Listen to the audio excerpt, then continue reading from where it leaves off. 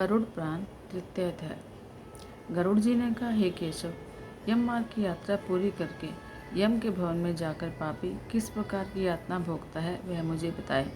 श्री भगवान बोले, हे विंता के पुत्र गरुड़, मैं नरक यातना को आदि से अंत तक कहूँगा। सुनो, मेरे द्वारा नरक का वर्णन किए जाने पर उसे सुनने मात्र से ही तुम काँप उठोगे। हे कश्यप नंदन, बहुभीतिपुर के आगे 44 योजन में फैला हुआ धर्मराज का विशालपुर है। हाहाकार से परिपूर्ण उस पुर को देखकर पापी क्रंदन करने लगता है। उसके क्रंदन को सुनकर यमपुर में विचरने वाले यम के गण प्रतिहार के पास जाकर उस पापी के विषय में बताते हैं। धर्मराज के द्वार पर हमेशा धर्मध्वज नाम के प्रतिहार यानी द्वारपाल स्थित रहता है। वह द्वारपाल जाकर विष्णु चित्रगुप्त से उस प्राणी के शुभ और अशुभ कर्म बताता है। उसके बाद चित्रगुप्त भी उसके विषय में धर्मराज से निवेदन करता है।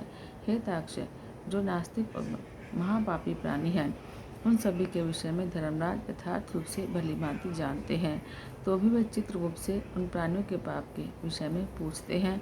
और सर्वज्ञ चित्रगुप्त भी श्रवणों से पूछते हैं। श्रवण ब्रह्मा जी के पुत्र हैं। वे स्वर्ग, पृथ्वी और पाताल में विचरने वाले, दूर से ही सुन और जान लेने वाले हैं। उनके नेत्र सुदूर से देखने में सक्षम है, यानी कि वे दूर के दृश्यों को भी देख लेने वाले होते हैं। श्रवणी नाम की उनकी अलग अलग पत्नियां भी उसी प्रकार के स्वरूप वाली हैं, अर्थात श्रवणों के समान ही हैं। वे स्त्रियों की सभी तरह की चेष्टाओं को तत्वतः जानती हैं। मनुष्य छिपकर या प्रत्यक्ष रूप से जो कुछ करता और कहता है, वैसा मनुष्य के मानसिक, वाचिक और कायिक सभी प्रकार के शुभ और अशुभ कर्मों को ठीक ठाक जानते हैं। मनुष्य और देवताओं के अधिकारी वे श्रवण और श्रवणियाँ सत्यवादी हैं। उनके पास ऐसी शक्ति है जिसके बल पर वे मनुष्य के कर्मों को बतलाते हैं। व्रत, दान और सत्य वचन से जो मनुष्य उन्हें प्रसन्न करता है, उसके प्रति वे सौम्य और स्वर्ग और मोक्ष को प्रदान करने वाले हो जाते हैं। वे सत्यवादी श्रवण पापियों के पाप कर्मों को जानकर धर्मराज के सम्मुख यथावत कह देने के कारण पापियों के लिए दुखदायी हो जाते हैं। सूर्य, चंद्रमा, वायु, अग्नि, आकाश, भूमि, जल, हृदय, यम, दिन रात दोनों संध्याएं और धर्म, ये सभी मनुष्य के वृत्तांत को जानते हैं। धर्मराज, चित्रगुप्त, श्रवण और सूर्य आदि मनुष्य के शरीर में स्थित सभी पाप और पुण्यों को पूर्णतः देखते हैं। इस प्रकार पापियों के पाप के विषय में सुनिश्चित जानकारी प्राप्त करके यम उन्हें बुलाकर अपना अत्यंत भयंकर रूप दिखाते हैं।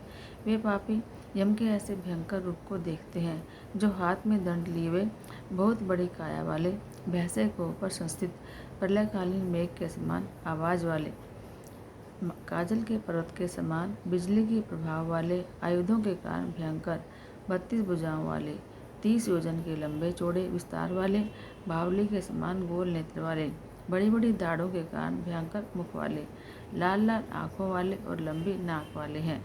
मनुष्य, मृत्यु और जबर आदि से संयुक्त होने के कारण चित्रगुप्त भी भयावह हैं। यम के समान भयानक सभी दूत उनके पास पापियों को डराने के लिए गरजते रहते हैं। उन चित्रगुप्त को देखकर भयभीत होकर पापी हाहाकार करने लगता है। दान न करने वाला वह पापात्मी कांपता है तो और बार बार विलाप करता है। तब चित्रगुप्त यम की आज्ञा से क्रंदन करते हुए और अपने पाप कर्मों के विषय में सोचते हुए उन सभी प्राणियों से कहते हैं, अरे पापियों, दुराचारियों, अहंकार से दूषित हो, तुम अविवेकियों ने क्यों पाप कमाया है? काम से, क्रोध से, पापियों की संगति से जो पाप तुमने किया है वह दुख देने वाला है। फिर ये मूर्ख जनों, तुमने वह पाप कर्म क्यों किया? पूर्व जन्म में तुम लोगों ने किस प्रकार अत्यंत हर्षपूर्वक पाप किया है? जब पाप कर रहे थे तब तो तुम बड़े खुश थे, उस प्रकार यातना भी तो भोगो। इस प्रकार इस समय यातना भोगने से क्यों प्रांगमुख हो रहे हो? तुम लोगों ने जो बहुत से पाप किए हैं, वे पाप ही दुखों के कारण हैं और तुम्हें दुख मिलेगा जिससे हम लोग कारण नहीं हैं। मूर्ख हो या पंडित, दरिद्र हो या धनवान, सबल हो या निर्बल, यमराज सभी के समान व्यवहार करने वाले कहे गए हैं। चित्रगुप्त के इस प्रकार के वचनों को सुनकर वे पापी अपने कर्मों के विषय में सोचते हुए निश्चेष्ट होकर चुपचाप बैठ जाते हैं।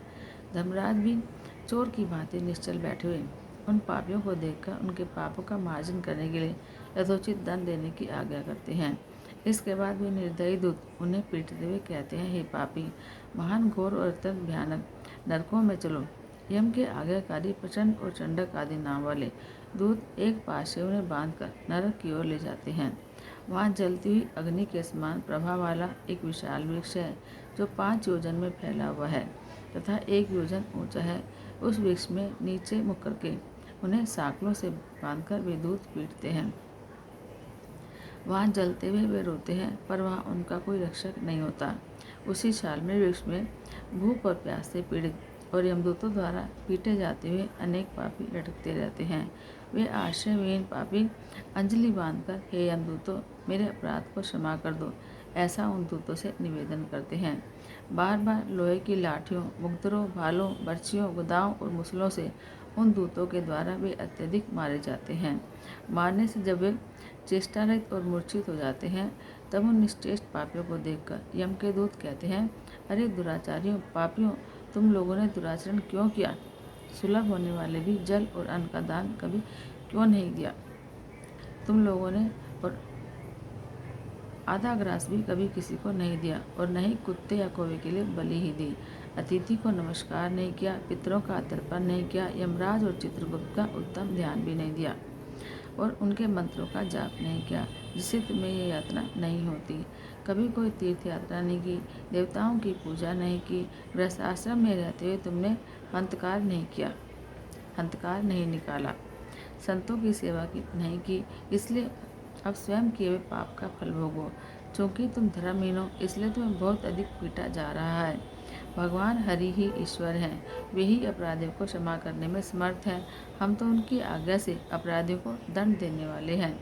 ऐसा कहकर वे दूत निर्दयतापूर्वक उन्हें पीटते हैं और उनके पीटे जाने के कारण वे जलते हुए अंगार के समान नीचे गिर जाते हैं। गिरने से उन शालमली वृक्ष के पत्तों से उनका सिर कट जाता है। नीचे गिरे हुए उन प्राणियों को कुत्ते खाते हैं और वे रोते हैं।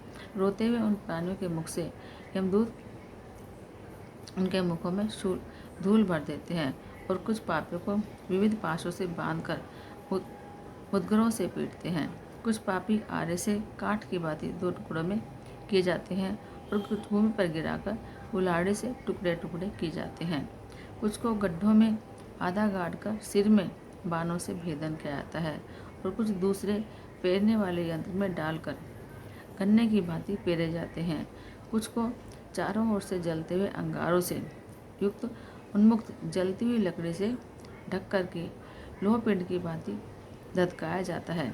कुछ को घी के खोलते हुए कढ़ाई में और कुछ को तेल के कढ़ाई में तले जाते हुए बड़े की भांति इधर उधर चलाया जाता है। किन्हीं को मतवाले गजेंद्रों के सम्मुख रास्ते में फेंक दिया जाता है और किन्हीं को हाथ और पैर बांधकर अधोमुख लटकाया जाता है। किन्हीं को कुएं में फेंका जाता है और किन्हीं को पर्वतों में गिराया जाता है। पर्वतों से गिरा देते हैं उनको और कुछ दूसरे कीड़ों से युक्त कुंडों में डुबा दिए जाते हैं, जहाँ वे कीड़ों के द्वारा व्यथित होते हैं। कुछ पापी वज्र के समान चोंच वाले बड़े बड़े कौवों, गीधों और मांसभोजी पक्षियों द्वारा शिरोदेश में, नेत्र में, मुख में चोंचों के आघात से नोचे जाते हैं।